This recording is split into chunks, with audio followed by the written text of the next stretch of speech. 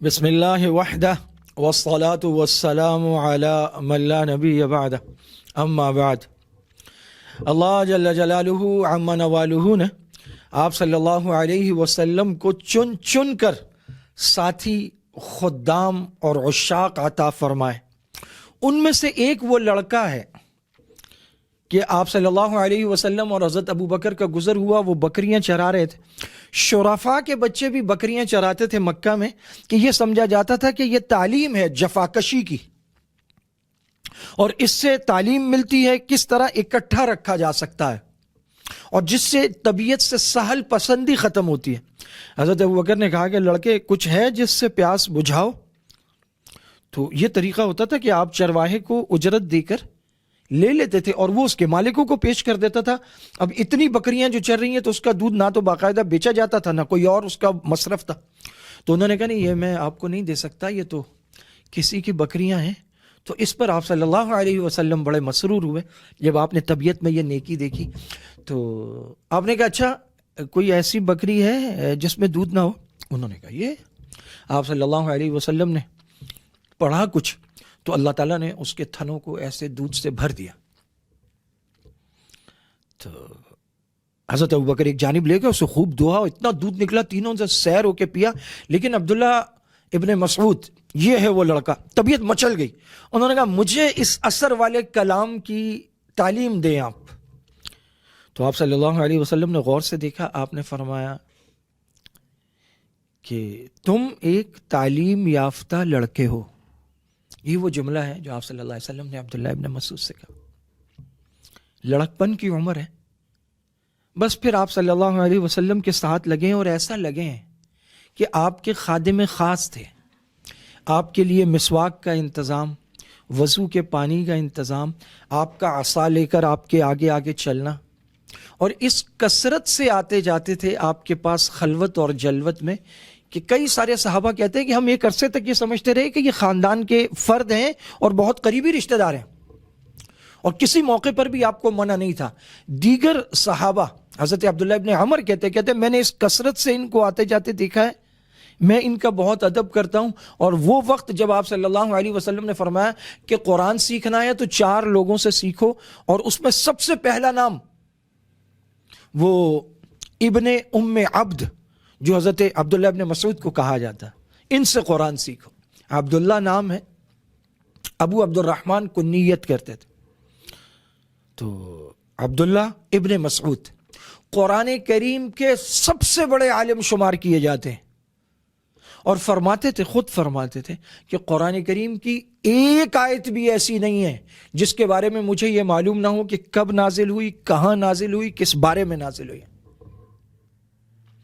آپ صلی اللہ علیہ، ٹانگیں پتلی پتلی تھیں، تو آپ صلی اللہ علیہ وسلم کے لیے ایک دفعہ سے پیلو کے درخت پہ چڑھے ہوئے مسواک اتار رہے ہیں، تو ان کی پتلی پتلی ٹانگیں نظر آئیں، تو صحابہ زیر لب مسکرائے اور کچھ ہنسے۔ تو آپ نے فرمایا تم اس کی پتلی ٹانگیں دیکھ کر ہنستے ہو؟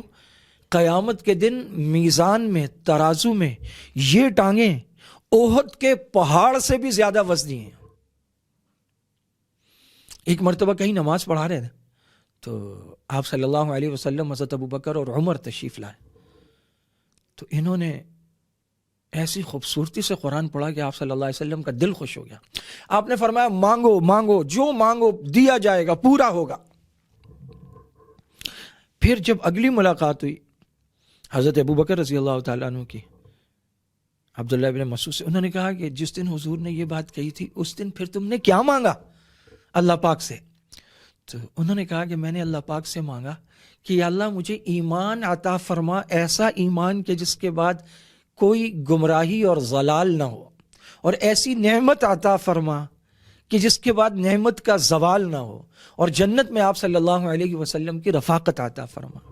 عبداللہ ابن مسعود اس امت کے گویا سب سے بڑے عالم ہیں۔ آپ کے بارے میں یہ جو ایک بات مشہور کی گئی نا کہ بہت بوڑھے تھے، آپ صلی اللہ علیہ وسلم سے جب ملے ہیں تو بالکل لڑکے تھے، اور آپ صلی اللہ علیہ وسلم منصب نبوت کا اعلان فرما چکے تھے۔ آپ صلی اللہ علیہ وسلم کے ساتھ اس قدر کثرت سے رہے ہیں کہ قرآن کریم کی 70 صورتیں ایسی ہیں جو انہوں نے آپ صلی اللہ علیہ وسلم سے سنی ہیں، یاد کی ہیں، اور 70 صورتوں کی تعلیم اس حال میں خلوت میں پائی ہے کہ ان کے ساتھ کوئی دوسرا موجود نہیں تھا، یہ اکیلے، اور آپ صلی اللہ علیہ وسلم نے ان کو سکھایا اور پڑھایا اور تعلیم دی ہے۔ 70 صورتیں قرآن کی ایسی ہیں۔ ان کے پاس ایک مصحف تھا جو اس دور کا لکھا ہوا تھا، عہد نبوی کا، اور جس دور میں یہ اونچے مناصب پر فائز ہیں، اس دور میں بھی کوفہ میں ان کے پاس مجمع لگا ہوا ہوتا تھا شاگردوں کا، قرآن کریم کی تفسیر کی، اور پھر اس کے جو مسائل ان کا نچوڑ ہے فقہ کی تعلیم دیتے تھے۔ آپ صلی اللہ علیہ وسلم کے بعد اجماع اور قیاس، اس پر سب سے زیادہ کام کرنے والوں میں ایک نام عبداللہ ابن مسعود کا ہے، اور صحابہ ان کو بڑا عالم مانتے تھے اور ان سے مسائل پوچھا کرتے تھے۔ حضرت عبداللہ ابن مسعود رضی اللہ تعالیٰ عنہ آپ صلی اللہ علیہ وسلم کے ساتھ تمام غزوات میں شریک رہے، اور جنگ حنین میں جب کفار نے ایسا زبردست حملہ کیا کہ 80,000 کے قدم اکھڑ گئے، بہت بڑی تعداد کے، تو 80 صحابہ ایسے تھے جو ساتھ تھے۔ فرماتے ہیں کہ گرد و غبار تھا، آپ صلی اللہ علیہ وسلم ایسے سواری سے جھکے، آپ نے فرمایا زمین سے ایک مٹھی خاک بھر کے دو۔ کہتے ہیں میں نے اٹھا کر آپ کے دست مبارک پہ رکھی تو آپ نے اسے یوں پھینکا تو وہ سب کافروں کی آنکھوں میں گئی۔ مجھے کہا انصار مہاجرین کہاں ہیں؟ میں نے کہا یا رسول اللہ اس وقت کچھ پتہ نہیں چلا۔ آپ نے فرمایا ٹھیک ہے، اونچی آواز لگاؤ، اور آپ اپنی سواری کو لے کر مسلسل آگے بڑھ رہے تھے آپ صلی اللہ علیہ وسلم۔ تو عبداللہ ابن مسعود فرماتے ہیں میں نے اونچی آواز سے آوازیں لگانا شروع کی، لوگ اکٹھے ہونا شروع ہو گیا۔ آپ صلی اللہ علیہ وسلم عبداللہ ابن مسعود سے بہت پیار کرتے ہیں۔ عبداللہ ابن مسعود نے تقریباً 4800 سے زائد روایات آپ صلی اللہ علیہ وسلم سے روایت فرمائی۔ ایک موقع پر کوفہ میں آپ نے ایک بہت لمبی روایت بیان کی جس میں جنت کا ذکر تھا، حوروں کا ذکر تھا، وہاں کے احوال کا ذکر تھا۔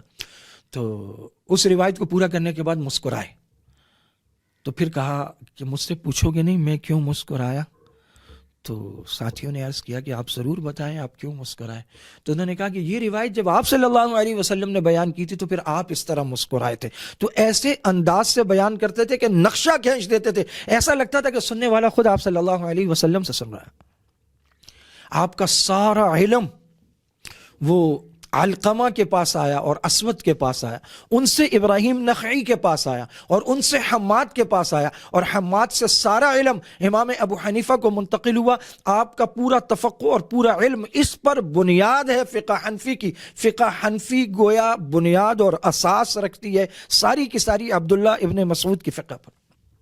یہ جو آج کل بڑا اختلافی مسئلہ ہے کہ امام کے پیچھے پڑھنی چاہیے یا نہیں سورہ فاتحہ، تو یہ ان کے دور میں بھی آیا، تو انہوں نے فرمایا خاموش ہو جاؤ، انصت، خاموش ہو جاؤ، اگر تم اس کام میں لگو گے تو تمہاری توجہ میں خلل آ جائے گا۔ سیکفیک الامام او سیکفیک ذالک الامام، یہ جو تمہارا امام ہے یہ تمہارے لیے کافی ہے۔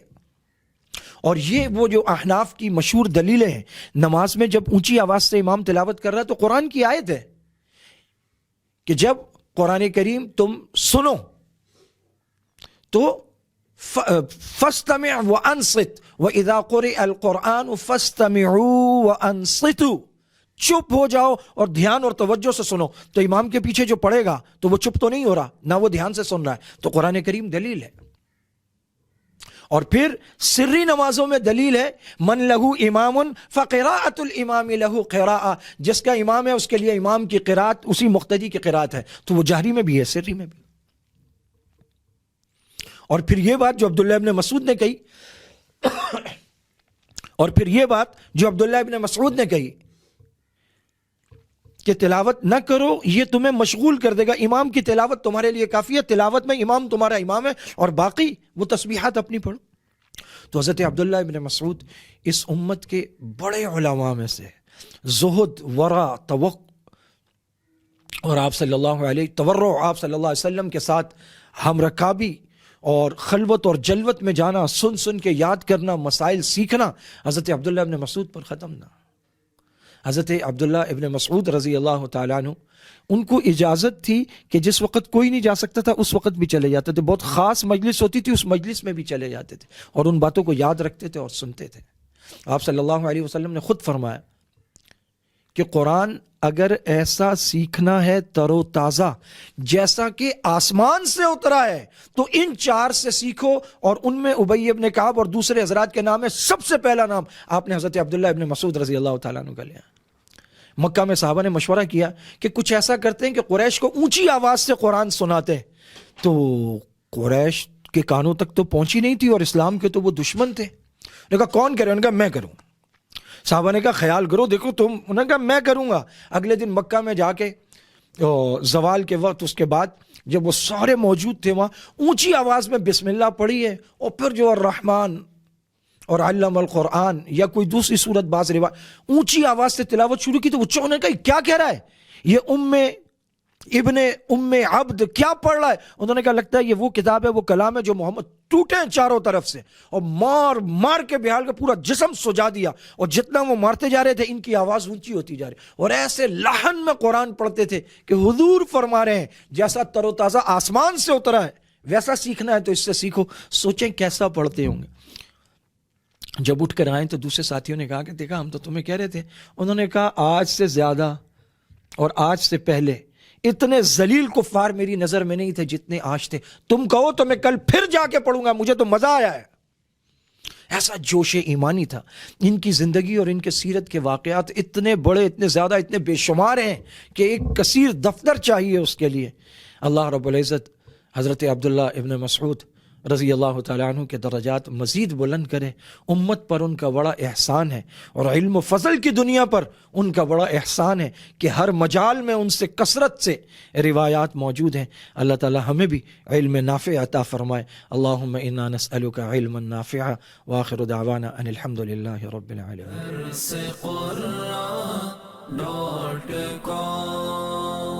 www.darsequran.com